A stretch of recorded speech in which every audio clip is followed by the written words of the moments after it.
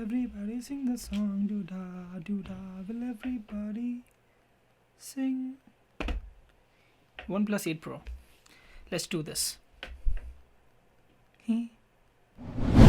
Hey, what's up guys, this is Anand Kothari from Tech Economic, and today we are going to talk about OnePlus 8 Pro, which you'd be knowing by now because of my title.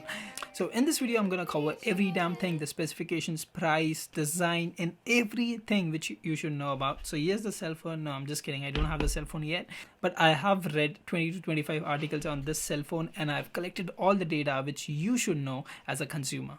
So the specifications of OnePlus 8 Pro and OnePlus 8 are kind of similar to each other. So you're going to hear me comparing the OnePlus 8 Pro with OnePlus 8 couple of times in this video. So before starting with this amazing video, I would like to suggest you to go and grab a cup of coffee or anything you like to drink, because it's going to be a long chat between me and you, or maybe just my camera. What's up? Okay, let's continue. Alright, so the design. It has an aluminum frame with curved glass. It has two speakers, one at the top at the earpiece and the bottom one which is supported by Dolby Atmos. It also has a center camera module like the OnePlus 8. When you compare the OnePlus 8 Pro closely with OnePlus 8, it has more curved glass. And overall, it is a larger device than OnePlus 8 when it comes to height, width, or thickness, and it weighs more, like around 20 grams when compared to OnePlus 8. It comes in three colors: glacial green, onyx black, and ultramarine blue. And yes, it is IP68, water and dust resistant this time. There's so much lit. So much lit. Now it's good. Now talking about the display, it has 6.78 inch Fluid AMOLED Quad HD Plus with 120 Hz of refresh rate, which is smooth, super bright, and super color accurate. Now OnePlus 8 Pro also supports MEMC technology, which stands for motion estimation and motion compensation. So now there is an independent chip on your device which helps accelerating your hardware, which in the end helps to convert a lower frame rate video into a higher frame rate video, which makes your videos more smooth and clear. And in the lower half, it also has the in-display fingerprint scanner, about which I haven't heard any complaints so far. So basically it is fast and it works as expected. Alright, so let's talk about the cameras. Talking about the front camera first, it is the 16 megapixel with aperture 2.4. What's new? It has the Sony 1MX 471 and can shoot a 1080p 30 fps. So I don't know why, but OnePlus is not continuing with their pop-up camera. Now they have that punch-out camera on the front, and I haven't heard any complaints or anybody talking about if they are having any issues with that punch-out camera. So I think that's gonna last for a longer time now. And my last complaint with that would be it's not shooting a 4K video, although 1080p at the 30 fps is good enough, but still having a 4K is a different thing, right? And because OnePlus 8 Pro is going so premium, I was just expecting that feature too. So that's just my thing. What I have noticed is the front camera has a good dynamic range, and at the same time the portraits taken are good enough. But in few photos I have noticed that the pictures are more brightened than actually needed. So now talking about the rear cameras, the OnePlus 8 Pro have a primary camera with 48 megapixel with 1.78 optical image stabilization, the ultra wide camera 48 megapixels with aperture 2.2, then there is an 8 megapixel telephoto camera. It has a 3 times of optical zoom and up to 30 times of digital zoom. Then there is a telephoto lens, which I think I just talked about it. Yeah. And the fourth one is the color filter, which is the 5 megapixel with an aperture of 2.5. Now, if you talk about OnePlus cell phones, right, previously the cell phones which they released were cheaper in price compared to the other flagship phones we had in the market, but at the same time they had amazing specs. But when it comes to camera, they were lacking many things.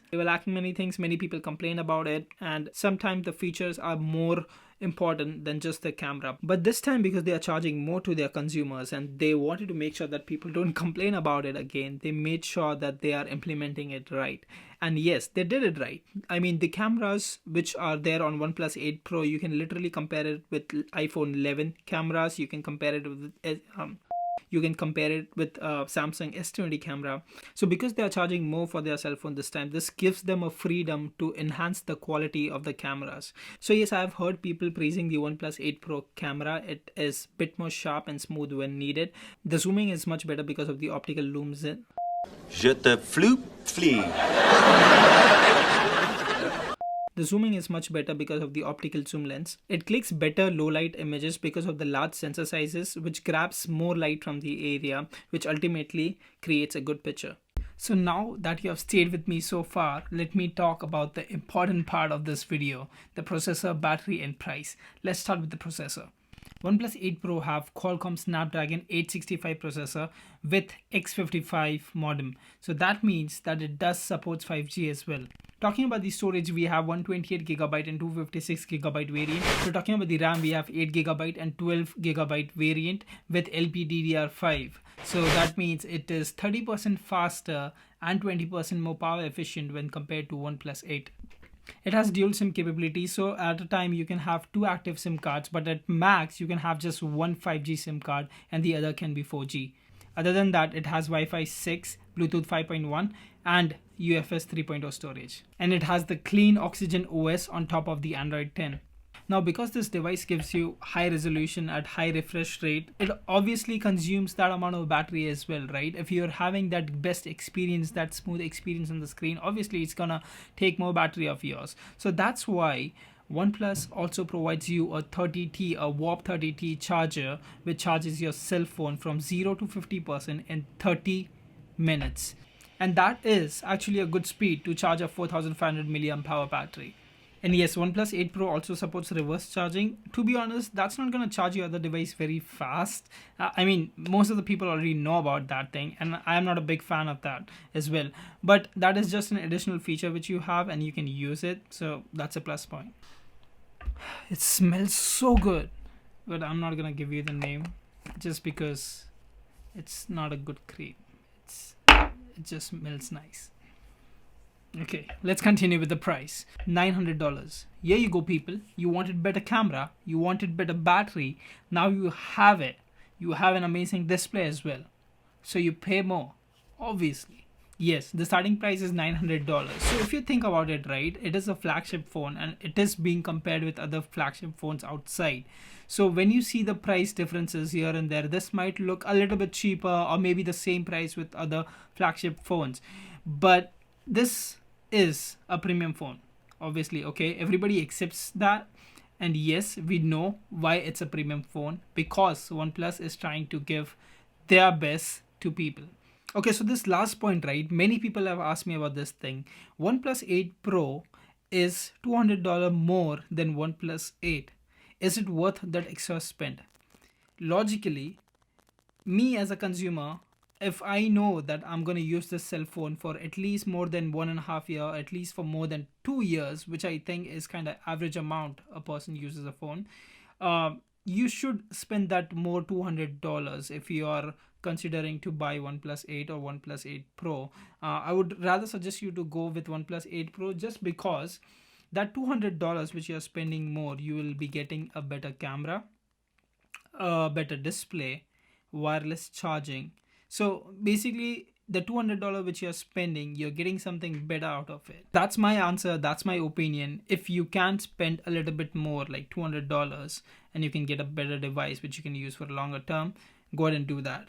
So I hope, like every video, I hope that you have gained enough knowledge from this video. And if you have gained even a little bit of knowledge and a little bit of smile from this video, do not forget to hit the like button and do not forget to hit the subscribe button, because that helps. That really helps. You don't know about it, but it does. It motivates people who are on this end, the creator side. So please go ahead and do the subscription. Please do not forget to hit the subscribe button, and I'll see you in the next one. Peace. Bye. You can't change the question. It's got fracture. And today we are going to talk about MacBook Air 2020. Why is it called the best MacBook Air so far? And that one downside which would hold you back from buying it.